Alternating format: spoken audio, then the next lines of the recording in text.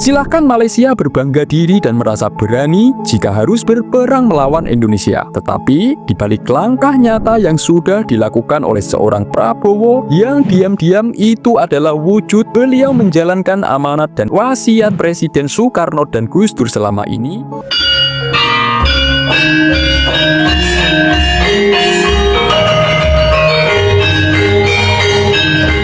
Assalamualaikum warahmatullahi wabarakatuh. Salam sejahtera, salam rahayu untuk panjenengan semua.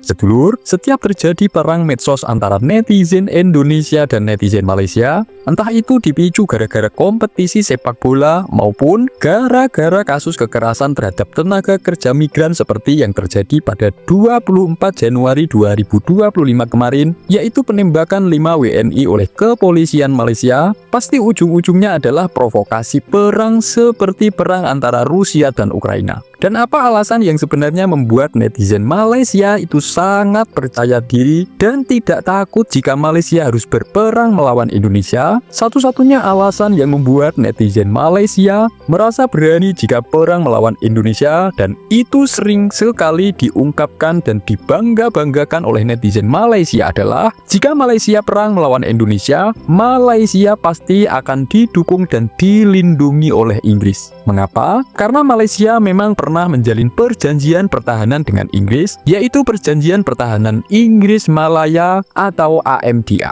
Perjanjian ini ditandatangani pada 12 Oktober 1957 melibatkan Australia dan Selandia Baru untuk membantu Inggris dalam mempertahankan Malaysia, termasuk membantu Malaysia jika terjadi konfrontasi antara Indonesia-Malaysia. Kesepakatan perjanjian pertahanan antara Malaysia dengan Inggris yang ditandatangani pada 12 Oktober 1957 ini sebenarnya adalah jawaban atas ketakutan Malaysia terhadap Indonesia di bawah kepemimpinan Presiden Soekarno, di mana Presiden Soekarno pada waktu itu sangat sakit hati dan menolak atas pembentukan Federasi Malaysia, karena langkah tersebut itu dianggap justru Malaysia sebagai negara seperjuangan Indonesia justru malah mendukung adanya proyek neokolonialisme Inggris terhadap negara-negara di Asia Tenggara, dan Malaysia malah bersedia dijadikan sebagai bonekanya. Tetapi faktanya justru perjanjian pertahanan tersebutlah yang hingga sekarang ini menjadi kebanggaan warga Malaysia dan membuat mereka merasa berani jika berkonflik dengan Indonesia. Makanya jangan heran jika di tahun 1979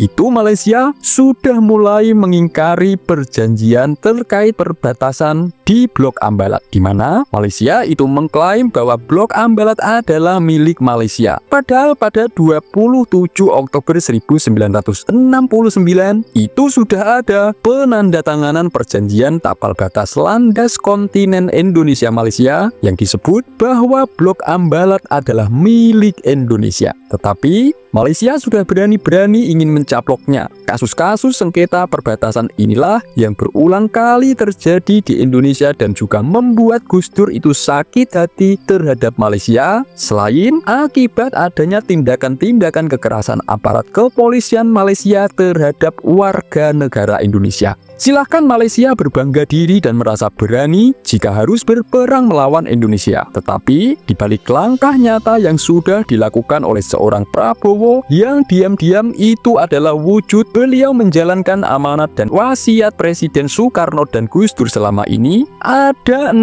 fakta buah dari langkah kebijakan seorang Prabowo yang akan membuat Malaysia kelabakan. Sebelum membahas satu persatu, silahkan tulis komen apapun harapan dan doa panjenengan semua untuk Indonesia. Bagi sedulur yang muslim, marilah sempatkan tulis komen sholawat agar hajat dan doa kita semua terkabul. Fakta yang pertama, Inggris yang digadang-gadang oleh Malaysia sebagai malaikat pelindungnya jika terjadi konfrontasi dengan Indonesia, sejak 2023 hingga sekarang, faktanya kondisi perekonomiannya sudah memprihatinkan. Bagaimana mungkin Inggris bersedia mengeluarkan biaya besar untuk membiayai militernya demi membela Malaysia, sedang Sedangkan memikirkan nasib perekonomiannya sendiri sekarang ini saja mereka kesulitan. Tetapi Presiden Prabowo yang mengambil langkah bergabung dengan BRICS yang di dalamnya ada Cina, Rusia, dan India, itu sangat jelas mereka masih baik-baik saja dalam urusan perekonomian. Padahal Rusia itu harus menghadapi perang Ukraina yang di belakangnya ada dukungan dari NATO termasuk Inggris dan Amerika. Cina pun juga harus menghadapi tantangan geopolitik dengan Amerika, tetapi perekonomiannya tetap baik-baik saja. Fakta kedua, Angkatan Bersenjata Malaysia yang dikenal dengan Angkatan Tentara Malaysia atau ATM, itu jumlahnya relatif lebih kecil, hanya sepertiga dari Angkatan Bersenjata Indonesia,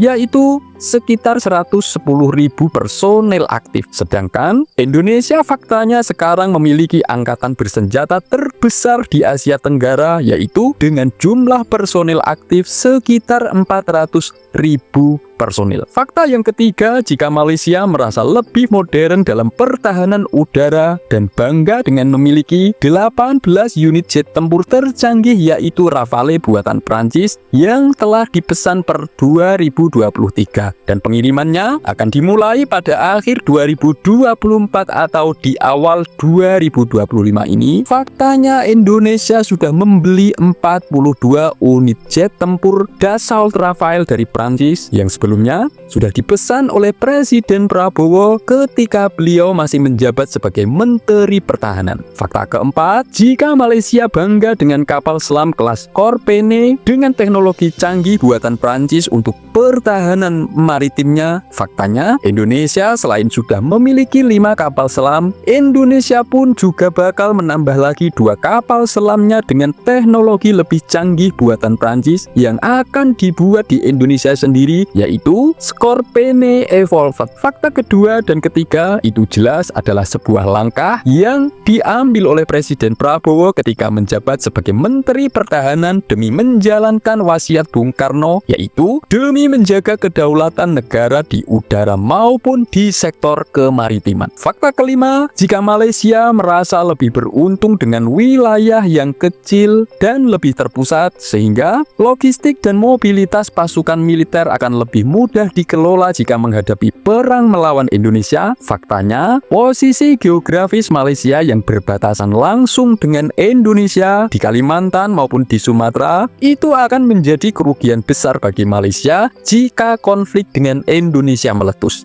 Inilah mengapa Gus Dur mewasiatkan agar Indonesia tidak perlu meladeni provokasi-provokasi Malaysia, karena secara geografis pasti akan rugi besar jika Malaysia itu harus perang melawan Indonesia. Fakta yang keenam, Malaysia itu kecenderungan hubungan diplomatiknya adalah bergantung hanya kepada negara-negara barat dan sekutunya, yaitu terutama Inggris dan Amerika. Sedangkan Indonesia itu konsisten dengan kebijakan non-bloknya, makanya jangan heran jika Malaysia itu ditolak mentah-mentah bergabung dengan BRICS, tetapi justru Indonesia lah yang diminta oleh anggota-anggota BRICS untuk bergabung, di mana di situ ada Rusia, Cina, dan India yang sekarang ini memiliki pengaruh yang lebih kuat di dunia dan pasti akan memperkuat posisi geopolitik Indonesia di masa yang akan datang. Inilah mengapa Gus Dur itu mewasiatkan agar Indonesia harus menjaga hubungan erat dengan Cina dan India, karena kedua negara tersebutlah yang akan memiliki kekuatan besar di antara negara-negara timur menggantikan dominasi kekuatan negara barat yang selama ini didewa-dewakan oleh Malaysia.